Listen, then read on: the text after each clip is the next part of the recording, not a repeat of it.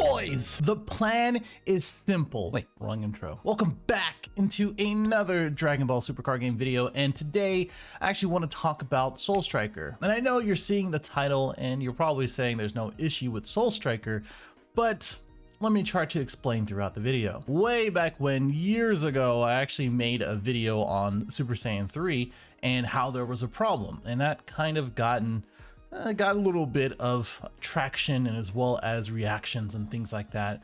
And then lo and behold, a couple months later, a month later, I don't know how long ago it was, but he ended up getting banned. And now I'm not comparing Soul Striker to Super Saiyan 3 at its peak.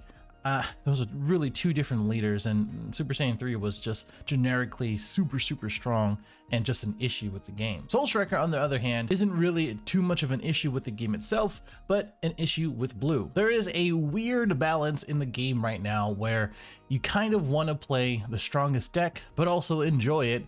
But also, when you find that you don't enjoy the deck or it's not very strong, which I'm going to go through in this video, you may as well just go to the next best option because you're just not having fun losing over and over again. And on a competitive basis, obviously that applies too. Also made a video on the big ban list, the wide-ranging ban list with the Dental Snap sort of fake ban list, but I added Soul Striker as an honorable mention here.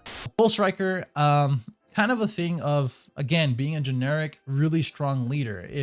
I think right now and probably in the future, there are pretty good archetypes within Blue, as in Super Saiyan 2 Gohan, as in Bojack, etc. But I think as we lean towards, again, a generic good leader, it's going to be Soul Striker. You know, when you really think about it, you can just slap in a bunch of 3-cost unisons and then all the Blue engine that you want to do, whether it's skillless, whether it's the Bojack engine, whether it's whatever. And I think people might have success for that. And of course, people are starting to talk about it just simply because of the set 16 releases, which I'll mention a little bit later. Shout out to Frank Miller, the old man, for posting that and giving me permission to make content. Anyway, today I kind of wanted to go through the pros and cons of pretty much all the Blue leaders that I can think of that could be in the game and actually playable. And if I don't mention one, well, you can suck it. And if I don't mention the one that you like, well, oh well. So let's talk about Soul Striker. The issue, again, is not so much with Soul Striker in the game itself, like fundamentally, which again, I've mentioned it before in our circuit, or not circuit series, but our team talk, our hyperbolic team chamber yesterday or a couple of days ago, whenever this is coming up. That basically, when you consider a Blue leader, you're probably going to go to Soul Striker first, simply because it's just so generic and easy to build. That's the thing. It is easy to build Soul Striker.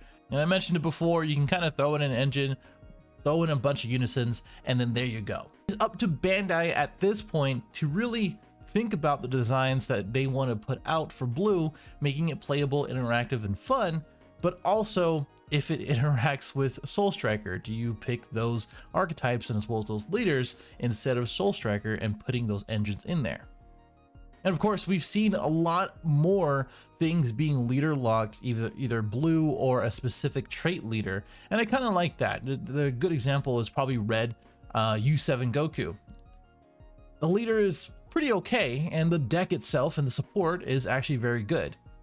If we had stuff like that for Blue, I think people would have Blue in a different light. As a Soul Striker, again, it's very generic. Like I said, you can throw in a bunch of unisons, you can throw in an engine, and you're good to go. Turn of Awaken is actually really good, just simply because it's a 3-cost unison, and a lot of those 3 costs, like the baby unison, for instance, it pluses 2. So you now are looking at a leader that draws at 6, 7, 8 life on average.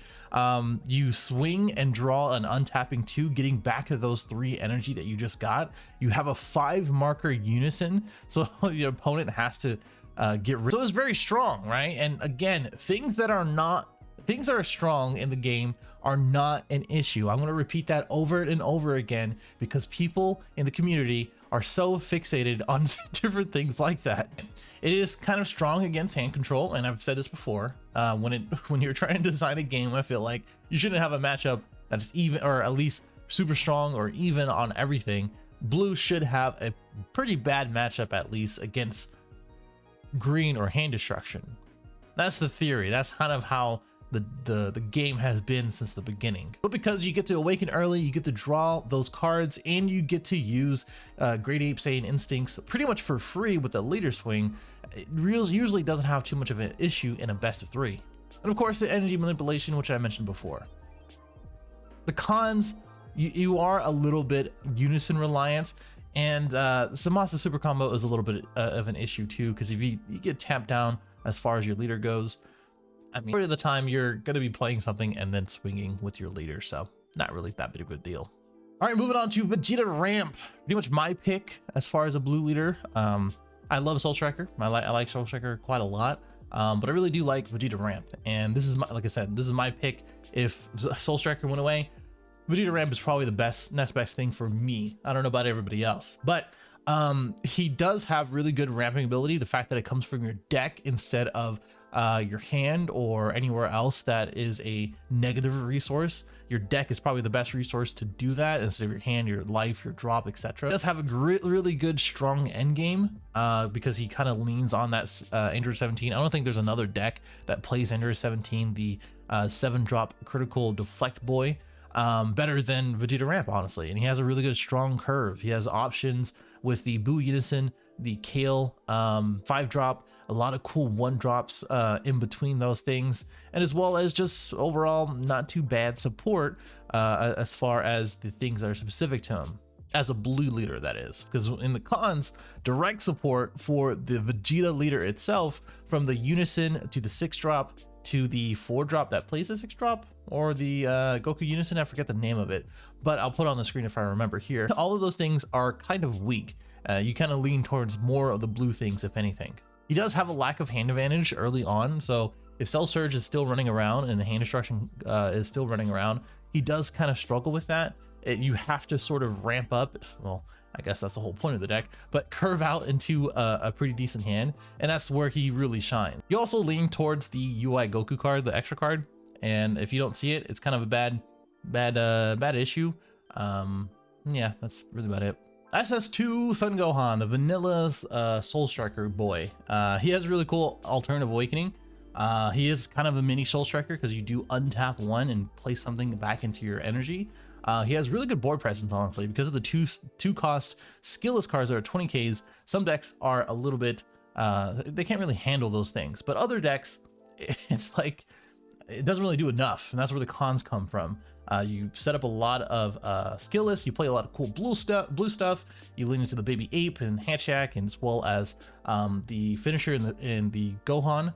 But again, you can play that in any other deck as well, but this one plays that finisher very well, or at least it's catered towards that. He can kind of break for Awakening, because if you don't see a skillless or any of the support cards like the 1-drops, it does feel a little bit bad. Plus that kind of, I mean, again, when we're talking about genericness where Soul Striker signs, and this is, you kind of cater towards what, 8-12 cards into trying to build an engine for the deck, and then you add everything else afterwards, it's kind of an issue. And the leader effect itself, it's not that great. You get a boost, and that's pretty much it. I mean, the Soul Striker part, or the untapping one and placing something in your energy, is great. That's really about it. Now let's talk about Zamasu, man. Zamasu, I don't know what happened, but Zamasu is a really good leader. Like I mean, like I said, he's really consistent. As far as Awakening, you really just need 4 energy or 4 life. So both of those things are pretty easily achieved just through time of the game, and as well as the support cards through all of the God support and Goku Black support, Zamasu support, etc. Strategy Overgrown is awesome. We have all this new God support in the new set. I don't know if it directly helps Zamasu, but at least it's pretty cool. Plus you can play Hellas if you wanted to draw 2, I guess. He's mostly generic as well. I think you can probably put a lot of different engines in Zamasu and still be okay. Pretty similar as far as that goes to Soul Striker. The only con I can see is that he's not Soul Striker. I mean, he has removal, he has draw, he has really cool effects. It takes pretty good pilot. I think Duval played this and talked with it a little while ago, last year. So I mean, I feel like it's recent enough to be relevant. Then we have Hooray, which he is kind of like the blue Soul Striker, or not Soul Striker, blue Cell Surge, in the way of that you look at the top 5 and get anything. You can manipulate your drop from there, and as well as all other Hooray support that comes with it is pretty good. It's just that when it comes down to the cons, the deck building is a little awkward. I've tried pretty much over and over again to really build a decent deck with this, and again, you get into that issue of like, okay, I'm putting a lot of good blue stuff with the stuff that it needs, and it doesn't really feel that good comparative to another leader. So that's where the weird part is for blue right now. Plus, his awakening is kind of terrible for a less, which is fine, it's normal, but at the same time you need Minosha and as well as Tapion cards, and both of those things are okay at best. You know, it's you have to commit to quite a bit, and the top 5 really helps with the consistency of it, which is fine, but you are filling the deck up with kind of weak cards. Then we have 18, Bay 18. I love this leader. I still have a double sleeve deck of her, which is a little outdated, honestly, but there's a couple pros here as far as Android 21 scheme. Anything that plays that changes a little bit of the tempo of the deck, and you sort of lean towards blue-green as well as red-blue with this leader because of that, so you can play stuff on their turn. But she also is a good self-awakener, has good hand advantage overall because you awaken early and you get those draws and stuff in real life, and as well as all the android support from the counterplay to the unison. There's a lot of good things going on for 18. She's just not played, and the reason for that, I think, is that she's not really explored, right? I think if Soul Striker got pushed out or got banned or whatever, I think, you know, just like any of the other leaders I mentioned, she could be explored and hopefully get a different deck outside of mill, because right now I think when people see 18 they think of mill and not a mid-range, not a rival deck, not, you know, one of those things. And again, for the activate main is a cool effect, so, you know, all the things that are in your hand are 10Ks, etc. But there's not really too many things that I can think of that really cater towards that, and you can take advantage of that. Maybe a rival on your turn. Then we have Vegeta. Vegeta is really cool. I just don't know where the issue is with Vegeta. He has really good, like a solid awakening effect. You know, he does draw enough, I think so, just because of all the effects that he has. It just takes a little bit of sequencing, a little bit of pilot oriented for this leader as well. The activate battle for the unison is great as we get better and better unisons throughout blue. I mean, that's just gonna get better for Vegeta.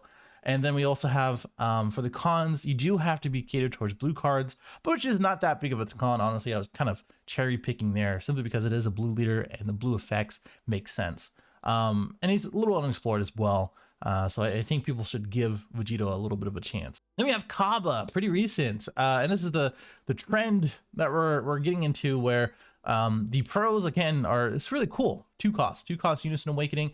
Good card advantage because you awaken pretty early and pretty consistently. The unawakened leader effect is that you draw 2 after you pitch 1, etc. But the cons is it is unison reliant, and it needs spirit boost. So those two things, spirit boost is just super counterintuitive, and people are kind of realizing that and not really leaning towards that too much anymore.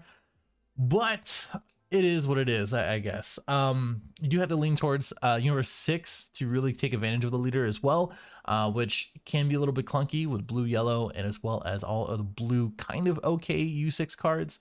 And honestly, you kind of ask yourself, what is so special about Kabba that you would play Kabba over any of the leaders that I just mentioned?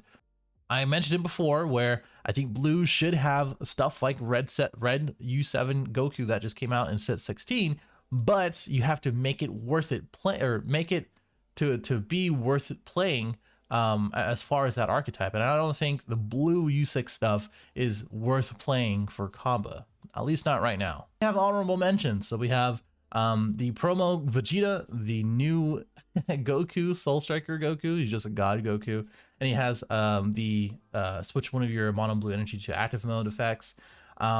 These two, I think Vegeta on the unawakened side was the thing where you draw 2 on both turns, or on their turn, your turn, with the activate battle. I feel like he's okay. I've seen it played a few times on Untap, and I played against it a couple times as well. He's all right. I think the Gogeta BR stuff is a little bit awkward. George said it pretty well in our team talk as well, on the last weekend, or this last weekend, and I think he's just okay. You know, I think I kind of want to see some more builds and more people see it. Both of these leaders are really unexplored, and we really don't know anything about it. When it comes to Android 16, obviously, shout out to Jared for Worlds and as well as Nats. It really shows that if you put some time into a very or a very specific deck, you can get results. Same thing for Android 21, but I didn't really add these into the leaders only because it's more of a blue-green leader with the blue stuff in it. So I don't know. I'm a little wary about that one. And then Super Saiyan 2 Trunks, shout out to Josh, and as well as I think George mentioned it as well. I think he's a cool leader. He has cool effects. The support is okay. And he has removal for 1 basically. So I mean, pretty solid leader, honestly. I don't see it doing well as the other blue leaders is the only issue with me. But yeah, if anything, let me know in the comments below what you feel, what you think. Hopefully I made it clear what the issue is and what we can do in the future. See you next one.